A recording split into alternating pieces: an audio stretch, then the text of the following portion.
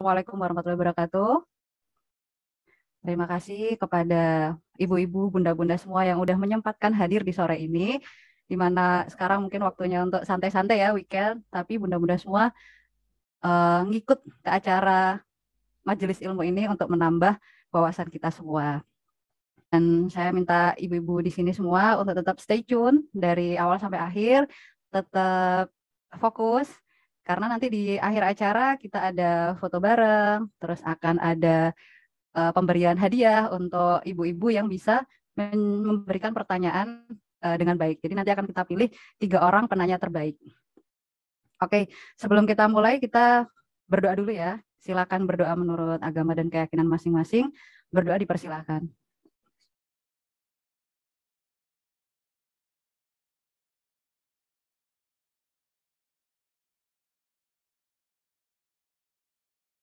Amin, berdoa selesai. Baik, terima kasih. Sebelumnya saya ucapkan terima kasih dulu untuk Bunda Rona sebagai owner dari Claudis Minikinis dan juga sebagai founder dari komunitas toilet training, karena sudah memberikan wadah untuk kita, memberikan kesempatan untuk kita semua untuk bisa hadir di acara webinar kali ini. Dan ini langka banget ya bisa menghadirkan Dr. Apin sebagai pembicara seperti ini.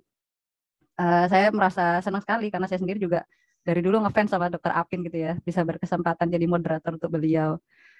Terus perkenalkan, tadi udah ya sedikit ya, nama saya Galuh, saya adalah co-founder dari komunitas toilet training ini, dan saya juga owner dari Claudis Spesialis. Mungkin di sini ada beberapa yang udah tahu, tapi mungkin juga banyak yang belum tahu Claudis Spesialis itu apa. Nanti bisa cek di IG-nya juga, main-main lah ke sana gitu ya. Terus saya juga ibu dari 3 orang anak, tapi yang satu udah meninggal waktu bayi. Dan sekarang anak saya yang pertama, anak saya yang terakhir baru umur 2,5 tahun dan lagi proses toilet training juga. Jadi ini webinar kali ini sangat membantu juga buat saya ini.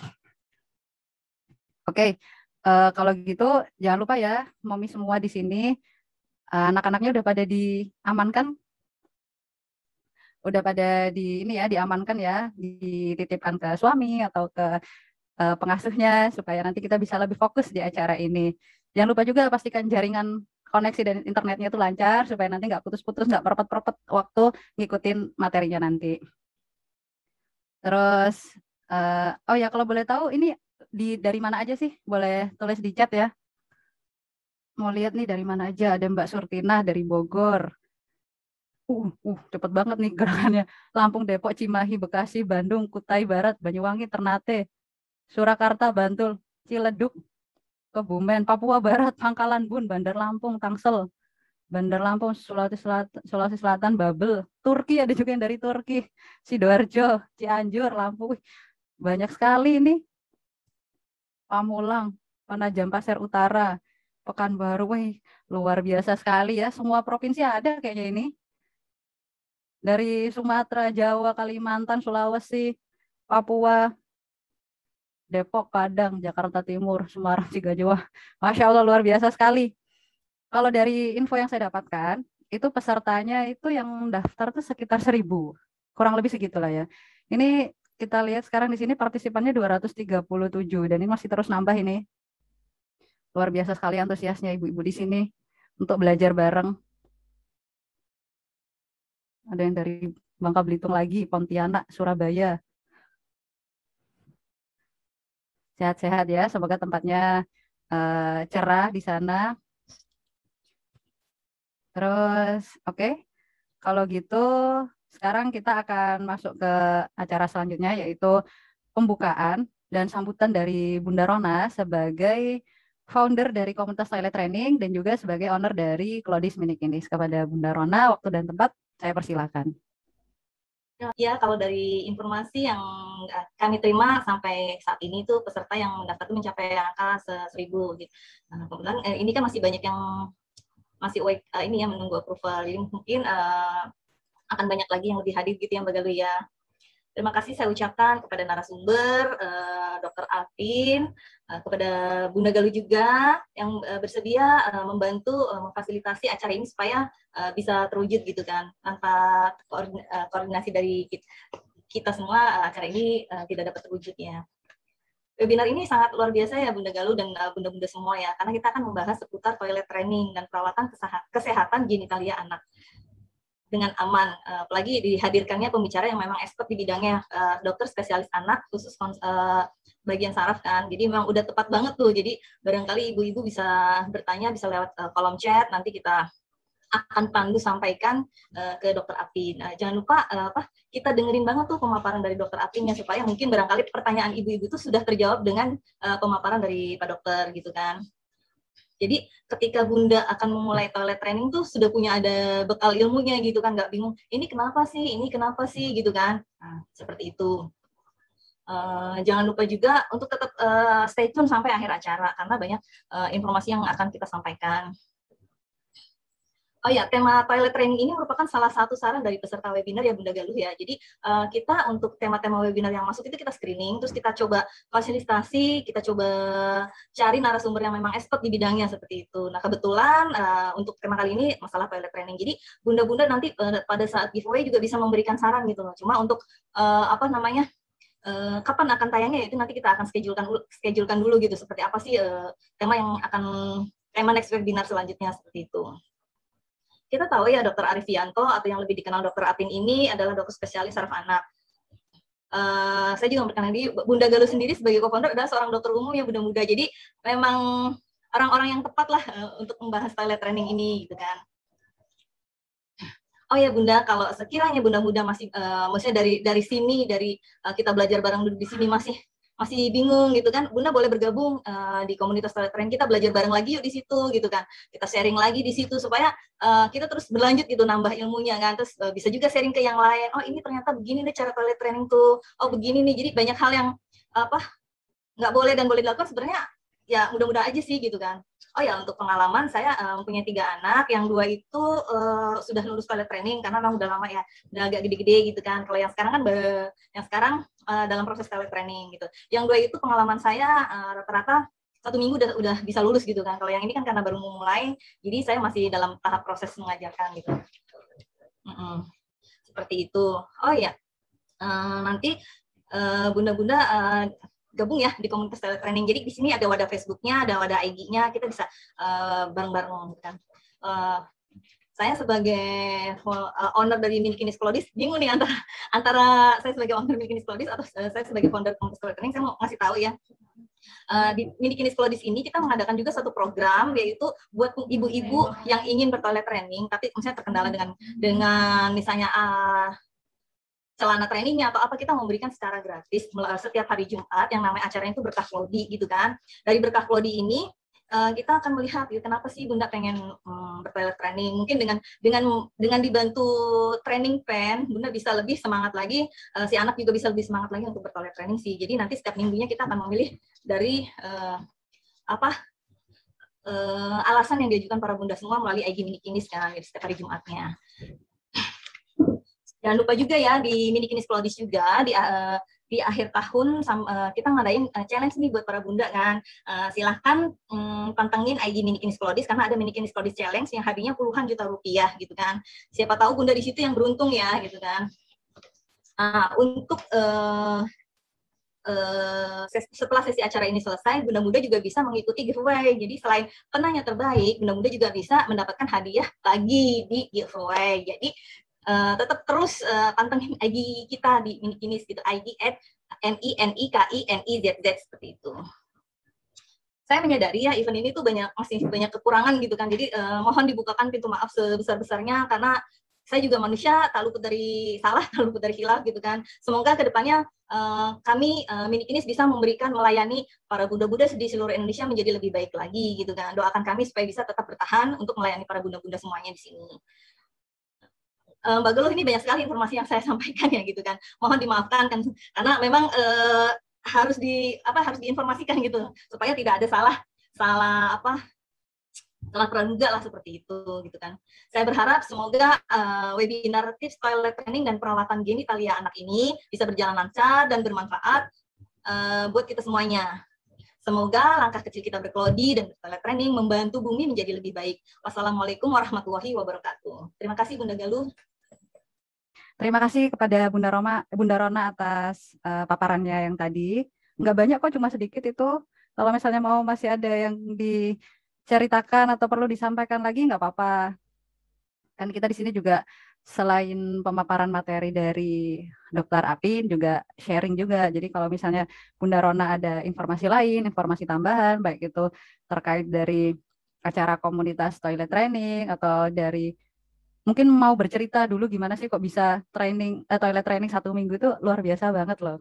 Karena saya sendiri juga waktu anak yang sebelumnya ini toilet training lama juga, nggak 1 minggu gitu, makanya luar biasa sekali nih bisa 1 minggu. Mungkin nanti bisa diceritakan juga gimana kok bisa secepat itu gitu. Sambil kita nanti menunggu Dokter Apin ya, karena beliau nanti akan masuk mungkin eh, sebentar lagi mungkin ya, sekitar 10 atau 15 menit lagi begitu. Nanti Dokter Apin akan masuk. Jadi kalau misalnya Bunda Rona mau ada yang disampaikan lagi, silakan. Oh ya, kalau pengalaman sih itu mungkin karena ya itu tadi sebenarnya dalam toilet training itu inti utamanya tuh kita seneng gitu ya, kita tuh happy gitu kan. Kalau kitanya udah happy, anak juga akan merasakan aura yang sama gitu kan dengan kita ya gitu kan. Nah kebetulan anak-anaknya juga udah siap gitu kan. Kalau mungkin karena yang 2 itu anak perempuan, jadi lebih mudah kita bikin kerjasama gitu ya dibandingkan anak laki gitu. Maaf ini karena ini based on pengalaman aja gitu. Anak saya yang laki-laki tuh rada iseng anaknya. Jadi kalau mau kita tektokan tuh aduh harus beliut-beliut dulu gitu lah, istilahnya belok-belok dulu. Kalau anak yang perempuan ini kan karena mungkin perempuan ya, jadi lebih mungkin sama-sama jenisnya gitu kan, jadi lebih tektoknya tuh lebih gampang. Nah itu kesiapan aja sih, kesiapan sayanya, kesiapan anaknya, terus disiplin gitu kan. Tapi disiplin juga nggak bukan berarti kita harus strict kayak misalnya kayak militer gitu, enggak. Tetap kita punya rambu-rambu yang ya disiplinnya kita sama anak tuh seperti gimana sih gitu kan, paling seperti itu sih. Dan alhamdulillah ya itu dari 2 sih pengalaman semuanya seminggu udah lewat gitu kan. Kalau yang ini kan karena baru memulai Luar kan biasa. belum ini gitu. Terus kalau yang terakhir kan kebanyakan dijadiin ini Mbak tester kelinci percobaan produk saya. Jadi sayanya yang antar dulu deh, belum siap gitu loh.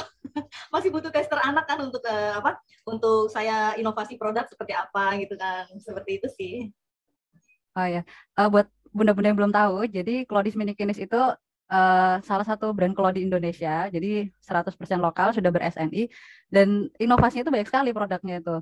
Jadi habis mengeluarkan produk A, nggak lama kemudian keluar lagi inovasi produk B, ntar keluar lagi produk C, yang produknya itu kita bahkan sampai, ada ya produk kayak gini, kok bisa sih pikir produk kayak gini. Jadi saya sendiri juga ngerasa bahwa Bunda Rona sebagai ownernya ini sangat kreatif pemikirannya itu. Mungkin saya boleh nanya ya ke bunda-bunda sekalian nih, di sini yang lagi fase toilet training, apakah ada yang pakai training pants gitu atau pakai alat bantu apapun, boleh disebutkan misalnya pakai potty chair atau potty training yang dudukan gitu kan, atau pakai potty seat yang dipakai di toilet atau gimana, boleh ditulis di kolom komentar ya. Ntar saya lihat, saya bacain. Oh, ada yang sudah pakai training pants, Mbak Ratna. Ada yang pakai Claudi, ada yang pakai potty pen, potty seat, pakai dudukan di toilet. Terus pakai apa lagi ini, training pants saya bawa ke kamar mandi setiap 2 jam sekali. Langsung OTW kamar mandi. Bagus ini. Pakai potty seat. Udah di keranjang Shopee belum di check out, tunggu ilmu dari webinar. Ayo mumpung sekarang tanggal 10-10 banyak promo ini. Lumayan juga banyak ya yang langsung ke kamar mandi. Salut saya. Saya sendiri mungkin kalau disuruh 1 jam sekali ke kamar mandi saya aja yang nggak kuat.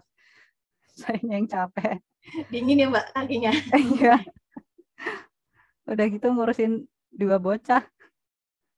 Dibawa ke kamar mandi dibuka malah nangis ya. Jadi memang intinya kan kesiapan pengasuh dan anak. Dan kalau saya kan memang saya asuh sendiri, saya nggak dibantu sama babysitter, nggak punya apa namanya rewang yang ngasuh anak. Jadi ya mungkin saya sendiri yang perlu menyiapkan diri gitu kali ya. Dan cocok banget nih, saya juga ikut acara webinar ini karena pasti banyak ilmu yang nanti kita dapatkan dari Dokter Apin. Amin, amin. Komunitas toilet training, saya mau sekedar menginformasikan. Di sini kan kita mungkin dari sini masih ada yang masih bingung, terus pengen dapat konsultasi gratis Mbak Galuh. Nah itu bisa kita bantu istilahnya, tapi ya tetap ya keberhasilan toilet training bukan dari tangan konsultan gitu kan Mbak Galuh, tetap kembali kepada ibu. Tapi kita akan bantu secara gratis, konsultasi personal gitu. Nanti para bunda di sini bisa mengisi form pendaftarannya, karena ini waktunya memang butuh waktu ya. Jadi untuk sesi pertama nanti cuman dibuka tiga konsultan free gitu loh Mbak. Kita coba dulu 3 orang gitu kan. Dari peserta yang mendaftar, kita akan mencoba memilih 3 orang. Nah, kita konsultasi, kita bimbing secara personal lah, bisa melalui WA, bisa melalui video call seperti itu. Begitu Gitu ya. Bunda Galuh ya. Jadi memang niatnya komunitas toilet training itu membantu para ibu. Di situ memang tempat belajar dan berbagi gitu kan. Seperti itu. Paling itu Bunda Galuh. Oke. Assalamualaikum Dokter Apin. Assalamualaikum warahmatullahi wabarakatuh. Alhamdulillah, Masya Allah sudah ditunggu dengan banyak ibu-ibu dari tadi dokter. Saya dijadwalkan mengisi jam 15.50 soalnya. Oh iya. Jadi bagaimana ini dokter? Mau jam 15.50 atau bagaimana dok? Pak dokter boleh dimajukan aja gimana Pak dokter? Nanti jadi selesainya bisa lebih cepat seperti itu. Oh boleh silakan. Baik, karena dari tadi sudah banyak sekali yang menunggu, langsung aja kita masuk ke acara utama, yaitu materi dari Dokter Apin. Sebelumnya saya jelaskan singkat dulu ya.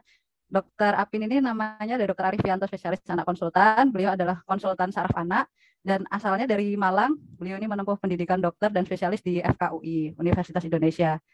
Terus beliau ini prakteknya di RSUD Pasar Rebo, Jakarta Timur, dan beliau sudah menulis 5 buku ya dok ya. Yang 4 itu seri Sehat Bersama Dokter Apin, dan yang 1 komik Dokter Apin. Mungkin untuk bunda-bunda di sini yang belum punya bukunya Dokter Apin, silakan bisa dicari, itu isinya bagus-bagus semua, saya juga ngoleksi bukunya soalnya. Gitu.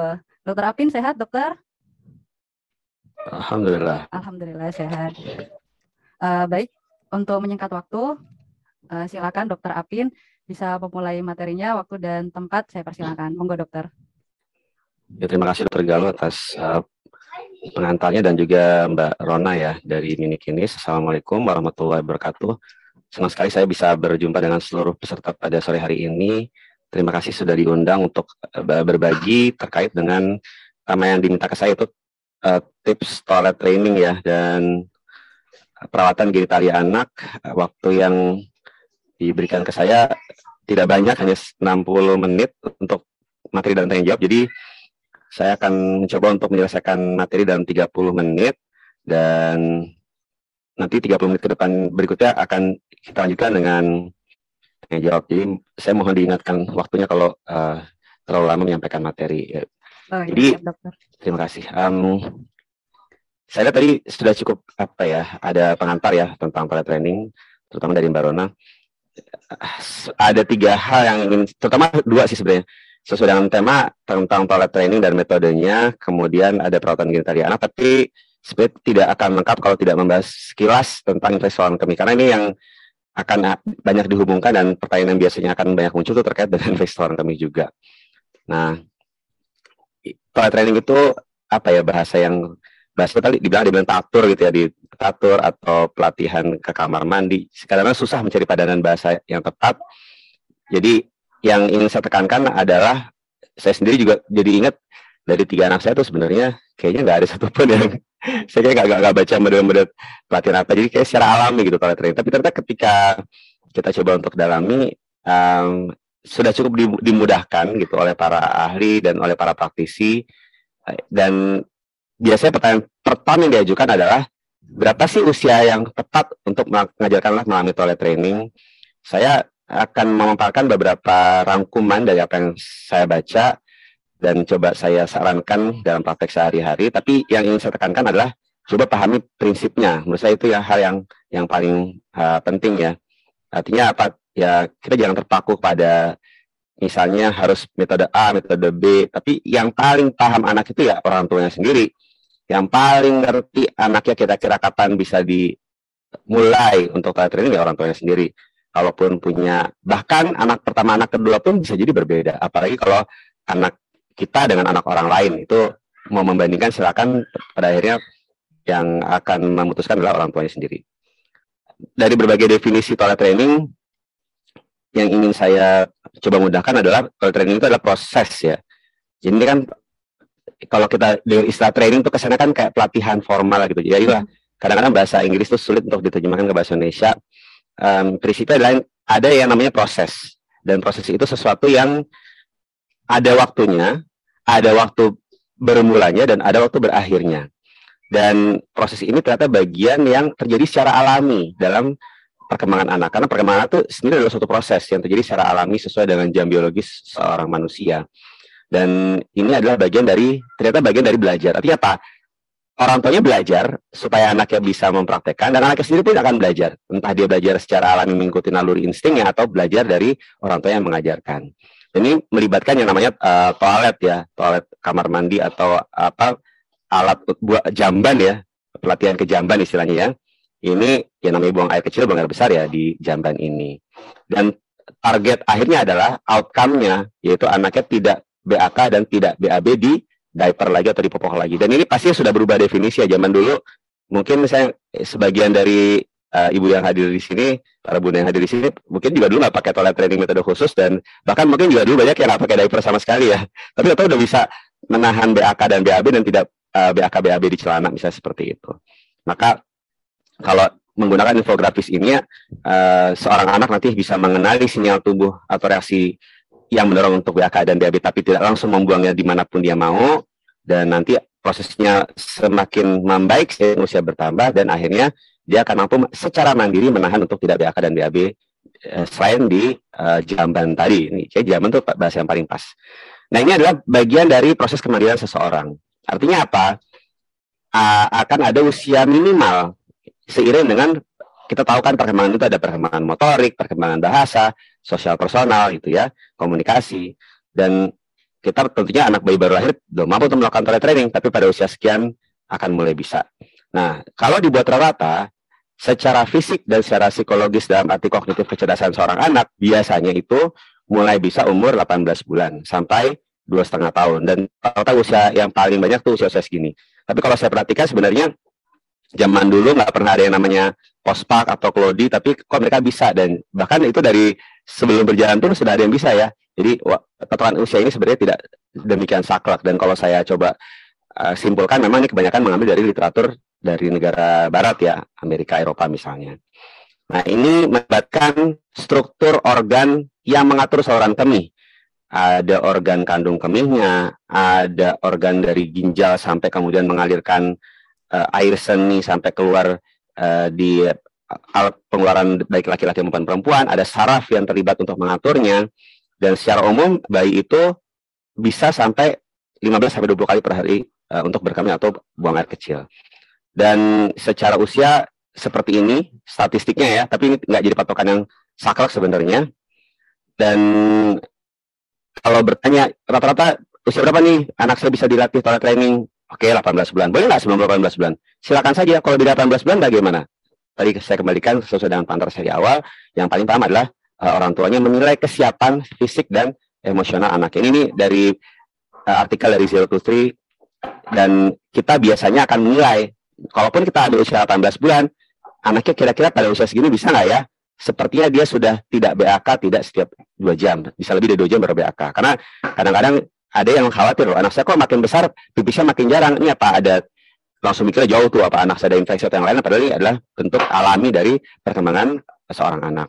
Kemudian anaknya, ada kita sudah mulai bisa ngeliat ya, dia tuh kan nyari tempat, jadi dia nggak kemudian bisa kayak jalan tiba-tiba ngaden atau pipis atau pup, kan nggak seperti itu. Dia seperti mencari, kita bisa menebak dari ekspresi wajahnya. Bahkan kalau dia sudah bisa berjalan, kan 18 bulan itu sudah harus bisa berjalan ya. Kalau tidak bisa berjalan kan berarti dia terlambat motorik kasarnya. Dia sudah bisa mengarah ke toilet, ke kamar mandi, bahkan dia sudah seperti nggak nyaman, gelisah gitu, ingin mengenai celana atau melepas celananya seperti itu. Nah, ini kalau dibuat beberapa poin ya, tadi itu poin yang pertama, nih poin yang kedua, coba dilihat. Istilah kalau kita membuat checklist nih, dicentang dari sekian, kira-kira nih 6 poin, boleh lebih sebenarnya, ini kan mengumpulkan dari berbagai referensi. Anak kita nih kira-kira udah bisa belum tanda-tanda seperti ini gitu.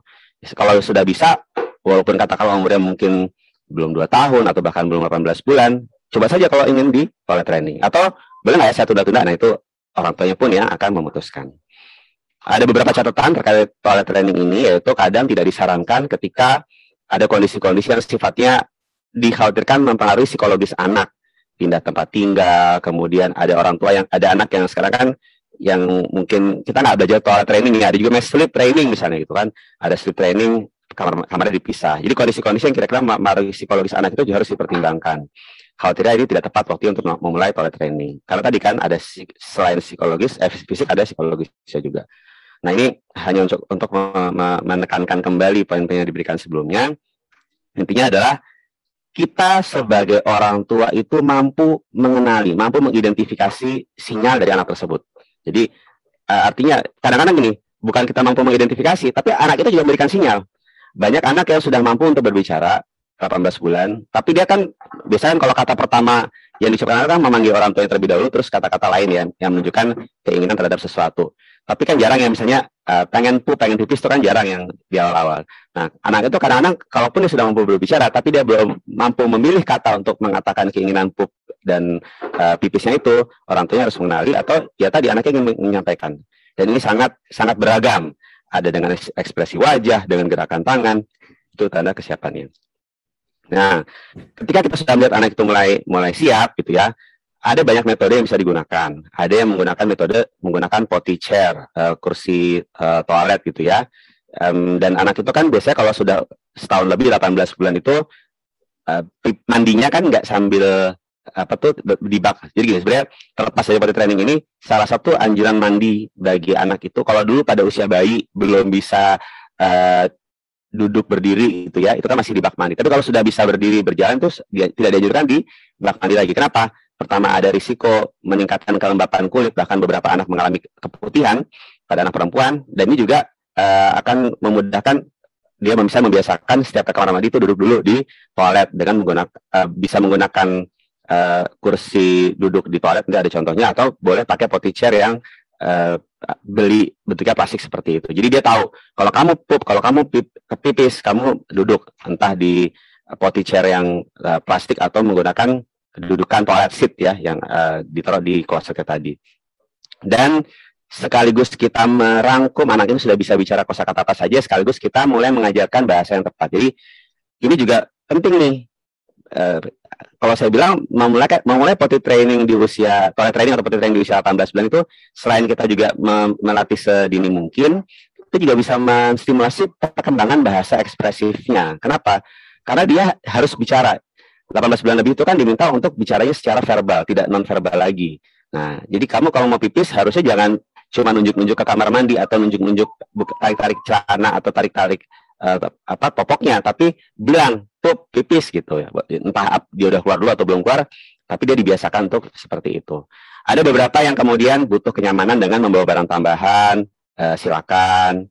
Ada yang kemudian punya metode konsisten dimanapun berada, di bawah potty chair-nya, dan ada juga metode yang bisa meningkatkan motivasi dan semangat untuk potty atau toilet training ini dengan memberikan pujian, entah itu pujian secara verbal atau dengan reward, ataupun reward secara memberikan hadiah. Itu ada pro dan kontranya.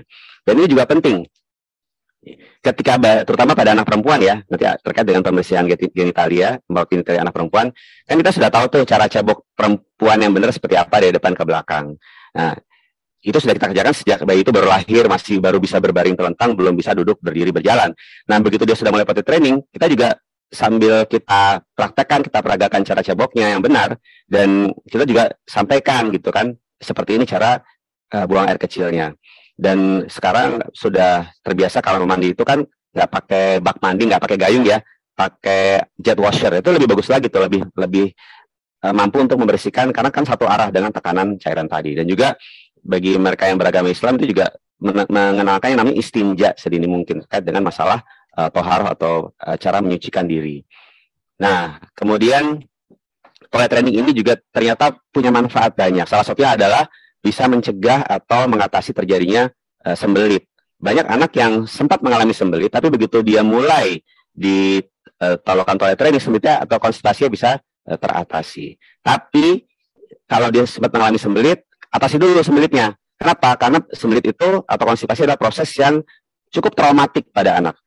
Anak yang sudah pupnya keras, sakit, tidak dibuat lembek, tidak dibantu dengan konsultasi ke dokter, tidak dibantu dengan obat pencahar misalnya ya.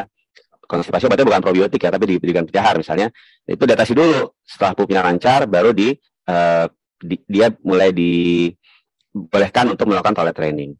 Dan jangan nanggung-nanggung. Toilet training itu nggak cuma sekedar, ya kamu pup di kamar mandi selesai. Langsung kerjakan semua proses ya. Mulai dia cara membersihkan kemaluannya.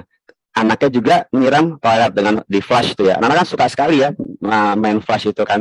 Bahkan kadang-kadang kita memflashkan toiletnya entah dengan cara menekan atau dengan memutar knobnya, tapi dia malah pengen duluan, biar aku aja gitu. Jadi dia senang. Bisa jadi dengan bermain air seperti itu dia juga menjadi motivasi dia untuk melakukan potty atau toilet training. Dan memang ini anjurannya anak laki-laki pun biasakan BAK dalam posisi duduk gitu ya. Jadi nggak laki nggak perempuan, anjurannya ini saya ambil dari referensi berbahasa asing ya. Jadi artinya orang-orang bule pun juga menganjurkannya duduk. Kalau nanti anak laki-laki yang mau pipis sambil berdiri, itu nomor 2 deh. Yang tapi dalam toilet training dibiasakan pup maupun pipis nggak usah sulit-sulit, duduk aja semuanya. Dan masalah popok nanti akan saya bahas lebih lanjut lagi. Tapi umumnya kalau sudah umur 7 tahun belum bisa menahan BAK itu harus dibawa pergi ke dokter. Dan pengendalian kandung kemih itu dibagi 2 ya. Ada yang mengendalikannya itu di siang hari dan di malam hari. Dan ada yang memisahkan. Jadi udah deh kamu toilet training atau potty trainingnya terutama nggak pakai diaper selain di malam hari. Itu bisa dilakukan dan mayoritas ahli juga membolehkan seperti itu. Nanti kalau sudah lancar daytime bladder controlnya, baru ke nighttime bladder controlnya itu. Walaupun kita mau langsung udah pokoknya nggak pakai diaper sama sekali dari pagi sampai malam, besok pagi lagi, itu pun nggak ada masalah gitu. Tapi kalau mau dibuat daytime dulu, siang hari dulu, oke, lancar, baru nighttime, silakan saja. Yang penting teknik-teknik yang tadi digunakan itu bisa dilakukan. Mau pakai konsisten harus pergi ke toilet, silakan, apalagi kalau toilet dekat di kamar, atau mau menempatkan di sebelah tempat tidur boleh. Tapi intinya adalah melatih konsistensi agar dia disiplin. BAK harus ada di kamar mandi, di jamban. Nah, ini tugas orang tua dan ini tugas anak ya. Jadi kalau saya coba rangkum, orang tua tadi ya saya ulang lagi, sudah kita bisa mulai toilet training kalau sudah mampu mengidentifikasi bahasa tubuh anaknya. Anaknya juga boleh pakai metode potty chair atau toilet seat, terserah. Kemudian jangan mudah marah, karena kan kadang-kadang kita konsisten nih, anaknya udah nggak pakai diaper sama sekali, pakainya celana dalam, tapi begitu dia pipis basah, terus orang tuanya kayak emosi. Nah itu anaknya kan jadi takut, aduh aku nggak boleh salah ya gitu ya. Nah kalaupun kita tadi saya bilang mau ngasih reward, entah itu dengan verbal atau dengan hadiah barang, itu tetap dipersilakan, tapi tidak perlu berlebihan. Jadi imbang-imbang saja, karena itu kan sifatnya alami, bukan sesuatu yang harus dibuat wah heboh sekali, tidak. Nah nanti anaknya makin besar, dia boleh pilih mau langsung ke toilet atau mau pakai tadi sempat disinggung-singgung masalah apa tuh namanya training pants gitu ya, misalnya itu bebas, terserah mau pakai yang mana, mau pakai langsung toilet nggak pernah pakai training pants juga seperti nggak ada masalah sama sekali. Dan ini tadi kalau dia sudah bisa diberikan kebebasan mandiri, dia bisa flush sendiri, dia pasti akan senang. Sama halnya dengan anak yang susah makan. Anak yang susah makan tuh kalau udah umur 2 tahun lebih itu gampang. Kalau dia dibiasakan memilih makan bersama, menentukan menu itu biasanya makannya jadi mau, karena dia dikasih kebebasan. Itulah mungkin kita nggak usah heran ya kalau kita lihat apa tuh acara Master Chef Junior itu, kok anak-anak bule itu dari umur TK SD udah jago masak, karena mereka sepertinya sudah dibiasakan mandiri untuk memilih makanannya. Nah, perhatikan juga ada kondisi-kondisi lain yang mungkin akan membuat anak lebih lambat toilet trainingnya, terutama mereka yang memiliki keterlambatan perkembangan otak atau memiliki kondisi khusus yang membutuhkan peralatan medis yang digunakan setiap saat gitu ya. Tapi ini pastinya akan butuh konsultasi ke dokter anak untuk melakukan toilet trainingnya. Dan tadi ya jangan lupa kalau ada masalah-masalah, jangan masalah keluarga, masalah pindah rumah, masalah trauma psikologis, itu ditunda dulu, nggak apa-apa. Dan targetnya berapa lama gitu. Di sini kalau yang saya ambil referensinya dari berbahasa asing itu, mereka boleh sampai 6 bulan gitu kan. Sebenarnya sih nggak harus selama itu juga. Mau pakai toilet training berapa, kurang dari 7 hari juga boleh-boleh aja. Nanti saya kasih ada beberapa metodenya yang bisa lebih cepat lagi. Jadi ingat bahwa ini adalah proses, butuh waktu. Ya namanya proses, drama-drama itu pasti ada, intinya sabar aja gitu kan. Kan di sini apalagi udah rame-rame nih ya, ini udah 300 orang bergabung sore ini, nanti kan bisa saling jadi support group dan support system. Ini nanti bisa dibaca sendiri, intinya adalah ini buat orang tua terutama ya, jangan terlalu marah, jangan terlalu kecewa, jangan terlalu gembira gitu kan. Anak-anak itu apalagi kalau sudah di atas 10 tahun itu udah pintar mereka baca ekspresi orang tuanya gitu. Kadang-kadang kalau terlalu heboh sama toilet trainingnya, mereka jadi ngerasa ini sesuatu yang kayaknya ini tahapan yang serius banget ya untuk bisa toilet training. Padahal itu bagian dari hal-hal alami aja, sama aja kayak anak ngelatih tidur tepat waktu, sama kayak ngelatih anak makan tepat waktu. Jadi sama aja sih, nggak usah terlalu dibuat heboh. Nah, reward boleh atau enggak, ini ada pro dan kontranya. Nanti silakan dibaca, intinya adalah bebas gitu ya. Cuma beberapa lebih menekankan untuk tidak bergantung pada reward ini, kan tadi kan ini kan suatu hal yang alami saja, jadi nggak usah dibuat heboh. Nah, ini bisa beberapa pekan, bisa sampai 3-6 bulan. Intinya target akhirnya kan tadi kan yang ada daytime dan nighttime. Intinya malam hari sudah tetap kering. Ini tipe pispot, tipe jamban yang bisa digunakan gitu kan. Ada yang pakai plastik yang bisa dibawa kemana-mana, atau pakai dudukan atau seat aja gitu ya. Kalau nanya sama saya, dokter lebih milih yang mana? Saya sih nggak pernah punya kebetulan yang plastik. Saya bisa langsung pakai yang poti seat. Kepada peserta dimohon untuk tidak mencoret-coret layar ya. Nah, kalau pakai training pants, terserah mau pakai atau enggak. Saya sendiri juga nggak pernah punya pengalaman pakai training pants. Nah, ini mau latihan pakai poti chair silakan ya. Di sini kan, ini di toko online banyak. Ini biar adil nih. Saya jangan main di salah satunya, soalnya kita nggak disponsorin sama Shopee sama Tokopedia. Kemudian mau pakai poti seat. Nah, ini persis banget yang saya punya. Waktu anak saya masih kecil nih. Mau yang lebih, nah kalau yang pakai ini lebih enak sebenarnya, walaupun harganya kayaknya lebih mahal. Kenapa? Karena ini bisa buat anaknya tuh lebih, jadi BAB, BAK, terutama BAB ya, itu kan nggak cuma sekedar duduk, tapi kalau jongkok lebih enak. Kenapa? Dia lebih nekuk, lebih memudahkan untuk anak itu mengeluarkan tinjanya tanpa harus banyak mengedan gitu ya. Jadi kalau pakai tangga seperti ini, menurut saya lebih enak. Mau pakai training pants, silakan saja. Nih. Nanti tinggal dipilih-pilih. Nah, ini buku nih, ini buku macam-macam nih.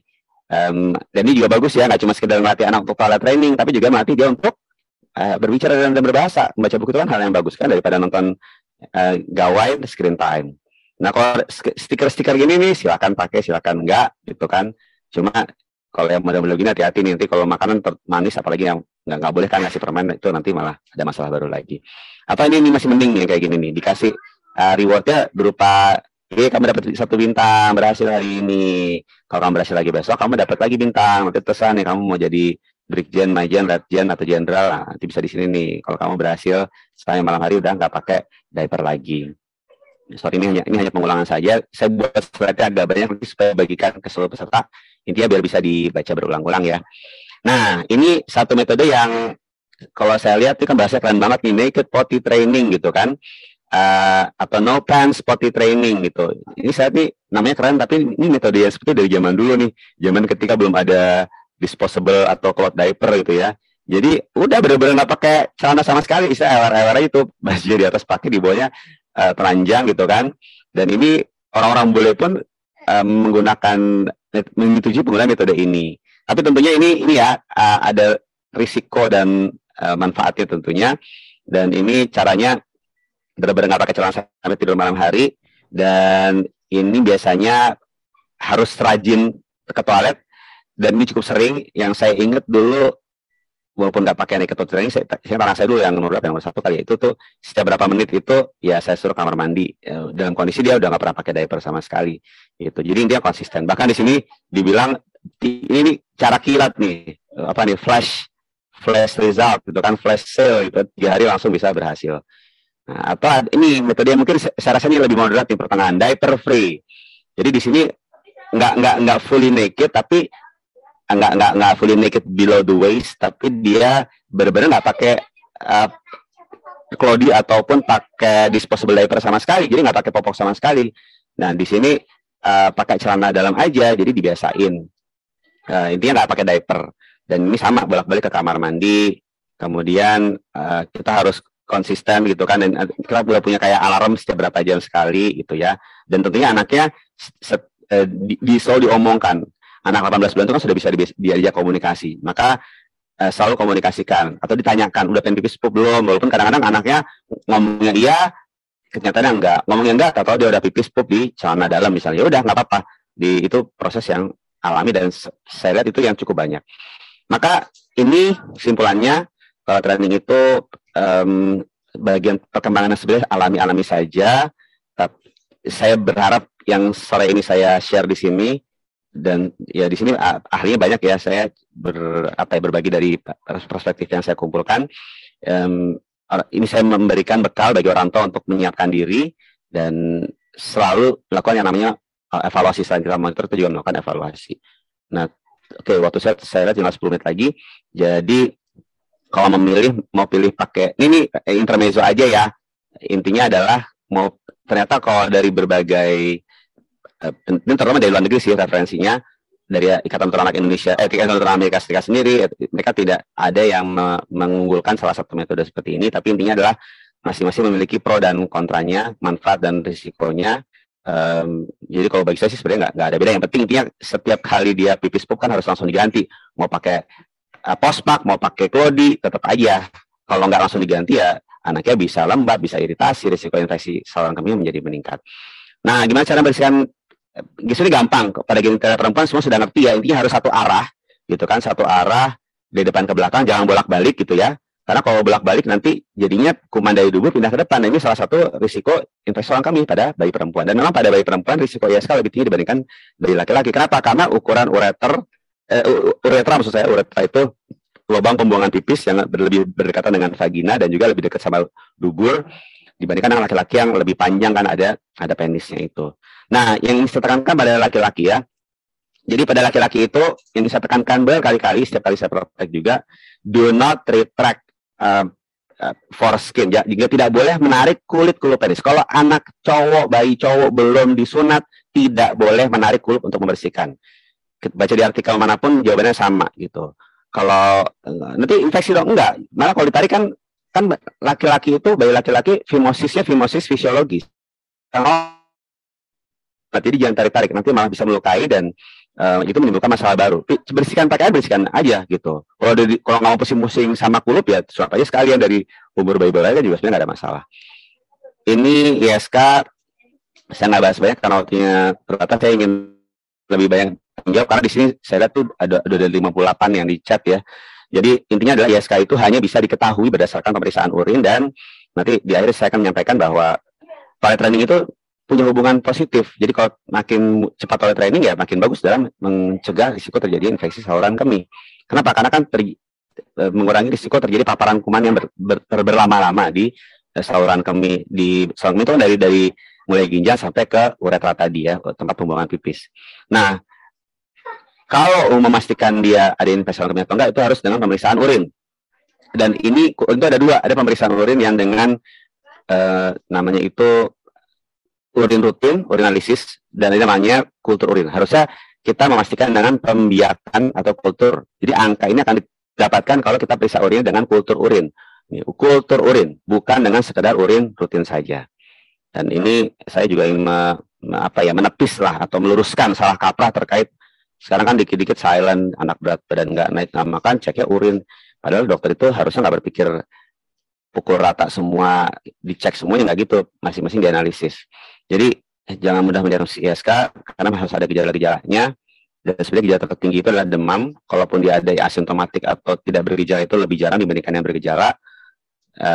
Ini saya tekankan bahwa kalau anak gagal tumbuh dan lain-lain boleh aja kita berpikir ISK, tapi harus pastikan dulu nutrisi tercukupi atau enggak gitu loh. Kalau masalah di nutrisi nggak usah mikir jauh-jauh ke cek urin gitu ya. Jadi pastikan dulu. Kalaupun yang ada ISK dan silent itu dia sebenarnya kasusnya lebih jarang dan nggak banyak sebenarnya gitu. Walaupun tetap ada kasus seperti ini. Ini yang paling jelas. Kalau ada demam, nggak jelas gejala lain, kita boleh cek urin. Kapan kita curiga adanya infeksi saluran kemih? Kalau didapatkan leukosit esterase yang meningkat dengan nitrit yang positif dan bakteri yang banyak. Bakteri itu rata-rata bisa leukosit yang banyak ya. Bakteri itu sudah pasti positif. Cek urin positif bakteri ya wajar. Itu kan bakteri dari kulit penis atau kulit vagina. Tapi kalau leukosit urinnya puluhan, nah itu kita boleh curiga dan harus dibuktikan dengan kultur. Nah, kalau kultur itu nggak berarti positif sudah pasti ISK. Rata-rata kita akan menggunakan cut off atau nilai standar yaitu lebih dari 100.000 dan umumnya bakteri Escherichia coli. Seperti itu. Saya nggak bahas yang lebih lanjut, tapi kalau curiga yang dibilang silent itu sebenarnya itu jarang sekali ya, hanya 1% anak dari kepustakaan yang saya baca. Dan ini harus dicari tahu, jangan-jangan ada masalah dengan anatomi saluran kemihnya. Jadi nggak boleh over atau underdiagnosis. Ya, itu dari saya. Saya sengaja jangan berlama-lama, waktu itu ternyata nggak kerasa udah setengah jam. Terima kasih, saya kembalikan ke Dokter Galuh ya. Saya akhiri saja ininya, berbagi layarnya. Assalamualaikum warahmatullahi wabarakatuh. Waalaikumsalam warahmatullahi wabarakatuh. Waalaikumsalam warahmatullahi wabarakatuh. Alhamdulillah, terima kasih Dokter Apin. Luar biasa sekali, banyak banget materinya, padat. Saya sendiri sampai bingung mau nyatet yang mana karena banyak sekali yang penting. Baik, langsung saja dokter, ini sudah banyak sekali masuk pertanyaan. Saya ambil beberapa aja dari chat. Ini pertanyaan pertama ya dok ya, dari Bunda Purwanti di Solo. Dokter izin bertanya, bagaimana trik untuk mengajarkan toilet training pada anak dengan gangguan Down syndrome yang sedikit sulit untuk diarahkan? Ya, terima kasih, saya langsung jawab aja ya. Ini tadi sempat juga saya bahas di slide. Terima kasih, pertanyaan yang sangat baik, dan saya yakin tidak semua bunda yang hadir di sini memiliki anak dengan nilai perkembangan yang sama. Khusus bagi mereka yang mengalami keterlambatan perkembangan. Tadi contohnya misalnya anak-anak dengan Down syndrome, tapi secara umum masalah apapun itu prinsipnya sama. Jadi orang tua harus mampu menilai kesiapan si anak tadi. Minimal dengan, kan kalau misalnya anak dengan Down syndrome ya, saya ambil contoh tadi itu, dia akan lebih lama dalam hal mengungkapkan keinginan pup atau pipis secara verbal. Jadi kita benar-benar menilai dari non-verbalnya. Dan prosesnya siap-siap jadi lebih lama dibandingkan dengan proses anak-anak yang tidak mengalami keterlambatan perkembangan. Tapi kalau yang saya tekankan adalah jangan meremehkan. Kadang-kadang kita meremehkan, anak saya ini kayaknya kan ngomongnya juga belum bisa sama sekali.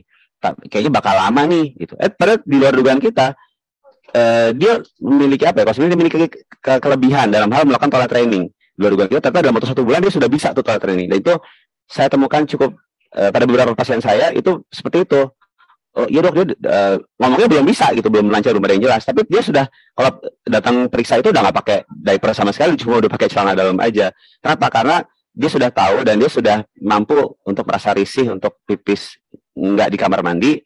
Nah itulah, jadi kata kunci adalah orang tua mampu mengenali dari bahasa non-verbal, bahasa tubuh anak ini siap atau tidak. Tapi kalau ternyata perjuangannya, struggle-nya lebih lama, ya harap bersabar saja.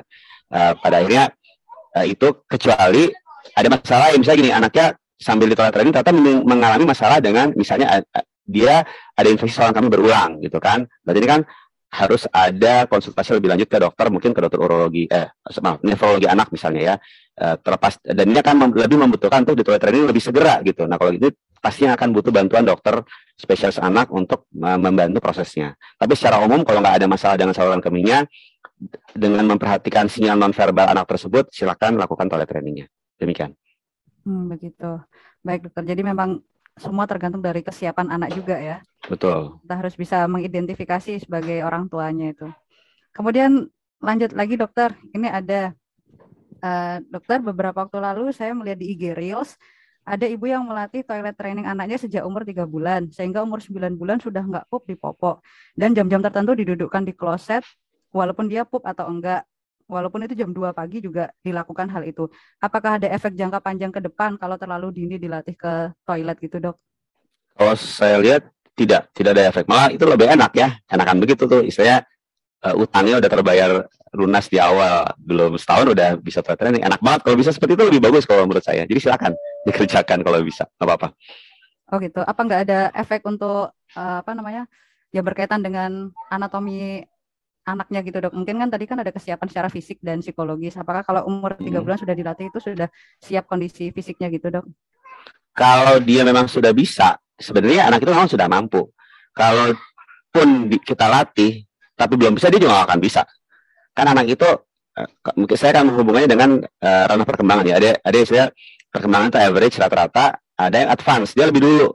Misalnya saya kasih contoh, rata-rata anak jalan itu umur 12 bulan lebih ya, walaupun 9 bulan sudah bisa. Tapi ada anak yang misalnya dari umur 7 bulan, sudah bisa jalan. Walaupun ada jalan tapi ada seperti itu. Apakah itu akan bermasalah perkembangan ke depannya? Kalau memang dia mampu gitu dan tidak ada gangguan perkembangan lainnya, dan memang secara anatomi anak yang nggak ada kelainan, ya itu kan alami, itu natural. Jadi nggak ada masalah. Harusnya sih seperti itu kalau saya lihat. Itu jawaban saya. Baik dokter. Lanjut lagi dok. Saya bacain banyak ini dok. Ya. Terus dari Putu Aris, bagaimana melatih toilet training pada malam hari? Apakah melatih toilet training pada malam hari tidak mengganggu tidur si kecil? Jika tidur terganggu, apakah bisa juga mempengaruhi kualitas kognitif dan emosinya karena kurang tidur? Ya, terima kasih. Ini pertanyaan bagus sekali. Ini karena sekarang banyak sekali yang khawatir banget sama masalah tidur, karena kan dihubung-hubungkan tidur dengan growth hormone. Jadi nanti kadang-kadang kalau anaknya kurang tidur, takutnya anaknya nggak tumbuh gitu ya. Benar sekali. Pertumbuhan dipengaruhi oleh berbagai faktor. Salah satunya adalah hormon pertumbuhan. Tapi ingat, anak tumbuh itu yang secara langsung mempengaruhi adalah kecukupan kuantitas atau jumlah nutrisinya. Memang sih anak kurang tidur bisa saja berpengaruh ke pertumbuhannya, dan beberapa penelitian menunjukkan hal seperti itu. Tapi itu nggak berdiri sendiri, ada faktor-faktor lainnya. Artinya apa? Ketika anak akan ada periode ketika anak itu benar-benar bahkan bisa tidak terbangun malam hari untuk menyusu sama sekali. Kenapa? Dan karena orang tua tuh jarang, loh, anak saya kok nggak kebangun nyusu. Atau akan ada periode ketika anak itu, anak masih ASI ya, sampai 2 tahun misalnya, terbangun beberapa kali buat nyusu, itu pun kadang-kadang masih khawatir, anak saya kok balik nyusu, takutnya berpengaruh ke tidur, katanya nggak dapat deep sleep lah, nanti growth hormone nggak dapat. Padahal nggak sepenuhnya straight seperti itu. Termasuk tadi dengan masalah membangunkan di malam hari untuk night time potty trainingnya. Jadi itu sudah nggak ada masalah. Kenapa? Karena gini, salah satu yang biasanya menjadi kesiapan anak untuk potty training adalah anak itu akan relatif lebih kering popoknya di malam hari. Dan itu bisa terjadi sejak anak umur 6 bulan ke atas. Misalnya kalau 6 bulan kurang tuh bolak-balik dia pipis, Bapak mungkin baru malam hari ya, misalnya 3 jam 4 jam kok udah basah. Tapi kalau udah 6 bulan lebih itu kadang-kadang bisa loh dari pagi, walaupun dia mungkin terbangun untuk minum sampai 2-3 kali, tapi tetap popoknya kering, dan itu bukan tanda-tanda dehidrasi. Justru tanda anak ini sudah bisa menahan pipis secara natural, instingtif di malam hari, dan ini saat yang tepat untuk di toilet training. Jadi kita hanya membangunkan 1 atau 2 kali untuk membawanya dia ke kamar mandi untuk pipis di kamar mandi, dan itu tentunya tidak secara direct atau secara langsung mengganggu hormon dan dia terganggu, nggak seperti itu. Tapi tadi orang tua itu harus menjadi responsif dalam berbagai hal. Kalau kita kenal responsive feeding, termasuk tadi dalam hal training harus tahu responsive training. Jadi kita harus tahu kira-kira anak kita ini cocoknya dibangunin tuh di jam berapa di malam hari. Jangan kemudian kita tahu nih jam-jam dia misalnya gelisah karena misalnya rewel, pengen nyusu, terus dia nggak akan tenang kalau disusuin dulu. Iya kita udah sekalian bisa sambil dipipisin kamar mandi tanpa disusun dulu. Oh dia bisa rewel sekali. Itu berarti orang itu tidak responsif gitu.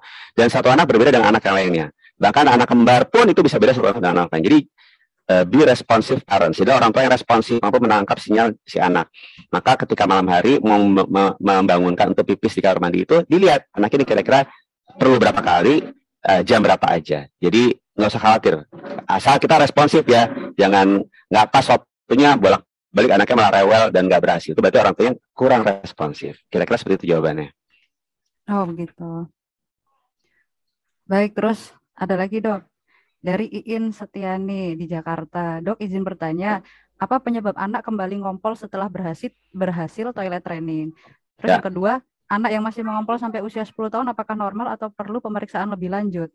Ya, bagus. Ya, terima kasih. Tanya bagus sekali ya. Itu tanya bagus semua nih. Dokter Galuh milih pertanyaan bagus-bagus. Jadi itulah namanya, kan ada namanya inkontinensia sekunder ya. Jadi dia awalnya sudah bisa, terus dia jadi malah ngompol lagi.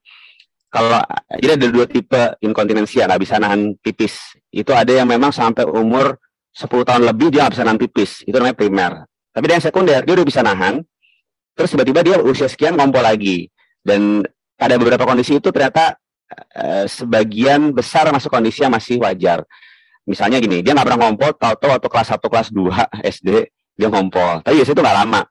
Nah, itu dilihat tuh, apa mungkin misalnya anaknya ternyata punya kebiasaan minum manis-manis sebelum tidur. Atau misalnya jangan-jangan, misalnya dia sedang ada masalah psikologis, misalnya dia stres, atau dia takut, jadi dia nahan pipis sebelum tidur, makanya dia ngompol di malam hari. Atau tadi, jangan-jangan anaknya ada masalah dengan saluran kemihnya, ada infeksi misalnya. Jadi diperhatikan, ada nggak keluhan-keluhan lain, misalnya ternyata anaknya ada pipisnya nyeri, atau ternyata ada demam yang kita tidak temukan gejala-gejala lainnya. Maka ketika anak nggak pernah ngompol, tiba-tiba ngompol lagi, terutama pada usia-usia menjelang 5 tahun atau sudah lebih dari 5 tahun, coba dievaluasi. Yang tadi saya sebut itu ada nggak yang kira-kira menjadi masalahnya. Kalau kita nggak ketemu, boleh deh kita konsultasikan ke dokter.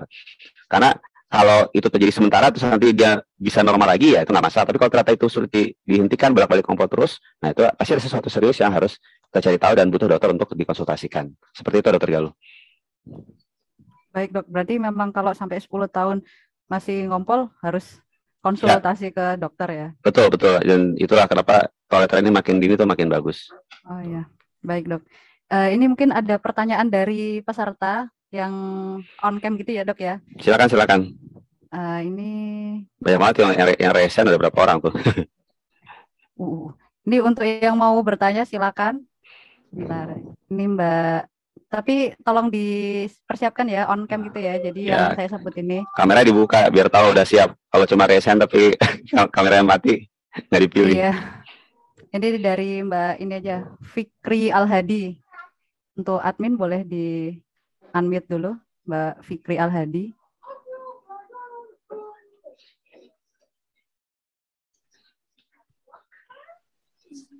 Assalamualaikum. Waalaikumsalam warahmatullahi. Silakan Mbak Fikri. Mau tanya kalau anak saya waktu itu sunat hitan umur 3 tahun.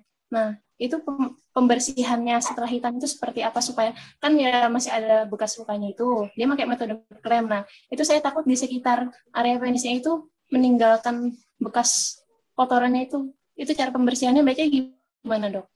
Terima kasih. Iya nih, ibu kan anaknya berarti udah melewati fase itu kan, ibu sendiri dulu gimana tuh cara ngebersihinnya? Jadi penasaran. Enggak, ya ini penanya soalnya setelahnya itu masih ada sisa-sisanya itu. Saya waktu itu pernah nyoba kasih minyak, saya bersih, anaknya nggak nyaman. Nah itu saya sekarang masih ada sisa-sisanya gitu, itu gimana? Apa bisa hilang sendiri atau ada treatmentnya? Ya, jadi terima kasih pertanyaan ini bagus sekali untuk terkait dengan masalah sirkumsisi atau hitan. Jadi masih ada hubungannya dengan saluran kemih. Kan metode yang banyak digunakan tuh sekarang mesin manual bis banyak, kemudian dengan dengan klem ya ada banyak juga, atau boleh pakai namanya itu kauterisasi tapi yang bimanual ya, jangan yang bipolar, maaf, bukan yang monopolar, itu juga boleh. Nah, dan rata-rata sekarang bentuknya adalah tidak dibungkus lagi ya, jadi dibiarkan dengan berbagai jahitan itu terbuka supaya juga tetap kering. Prinsipnya adalah mau dibersihin pakai air apapun, kemudian mau pakai air mengalir, mau pakai natrium klorida 0,9%, kemudian yang penting habis itu kita keringkan lagi kan, atau misalnya biar diangin-anginin saja. Dan dalam proses penyembuhan luka apapun metodenya pasti akan menimbulkan yang namanya krusta. Krusta itu jaringan pemulihan luka yang warnanya hitam, jadi darah beku lah istilahnya.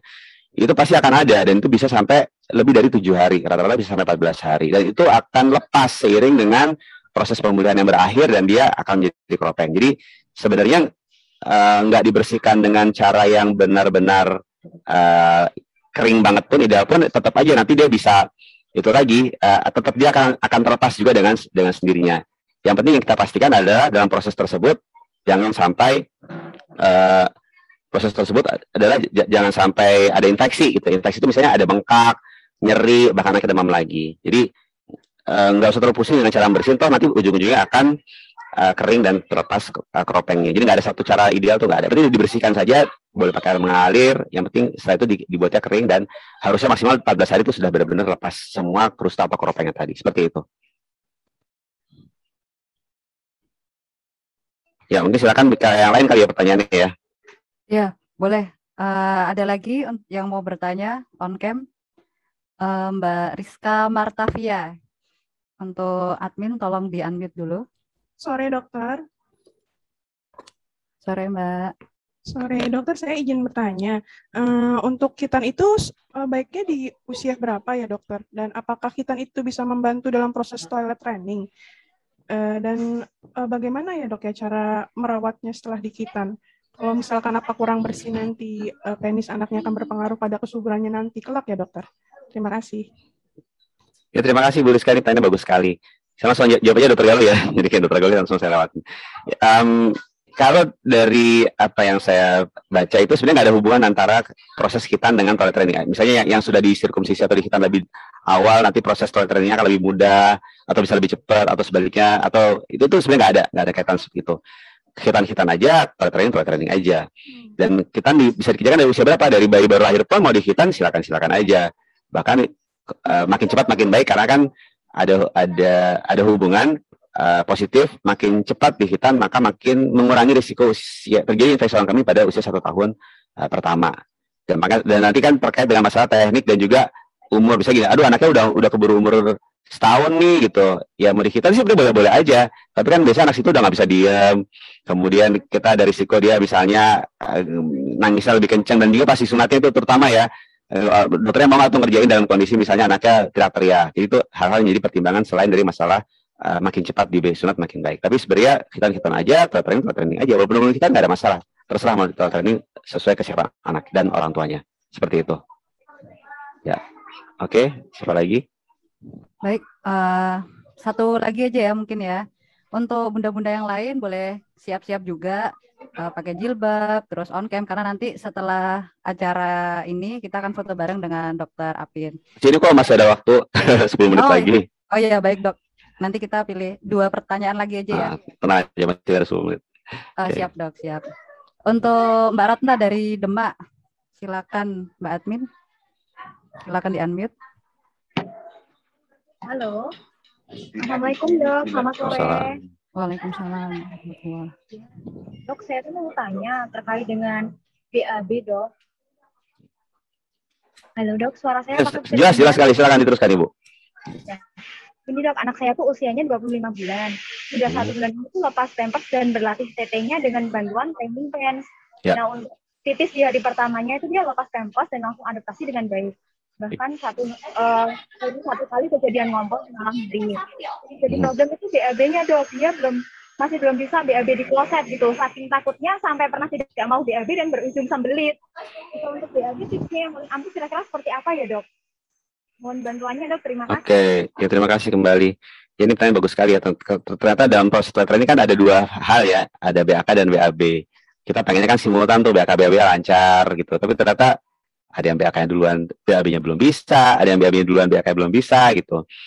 Nah, prinsipnya adalah kalau anak itu dalam kondisi sedang mengalami sembelit atau konstipasi, maka diatasi dulu konstipasinya. Jangan, sebenarnya boleh-boleh aja, tapi biasanya akan lebih sulit untuk membuat proses toilet training itu mudah pada anak yang sedang sembelit. Jadi, sembelit diatasi. Apa masalah semblitnya? Ada yang sembelit itu gara-gara kebanyakan minum susu, ya susu harus dikurangin. Ada yang semblitnya misalnya gara-gara dia kurang serat, maka seratnya diperbanyak. Atau kurang cairan, diperbanyak minumnya. Nah, ternyata ada juga yang sudah dicoba berbagai modifikasi nutrisi, tapi nggak berhasil juga, ya harus dibantu, dikasih pencahar, supaya dia pup itu nyaman. Kenapa? Karena anak konstipasi atau sembelit itu seperti lingkaran setan. Kalau dia nyeri, dia akan menahan. Makin dia tahan, makin terasa pupnya, jadi nggak selesai-selesai. Maka berikanlah pencahar biar dia pupnya lancar dulu. Tentunya harus konsultasi ke dokter ya, nanti dokter akan menyerahkan dosisnya sekian.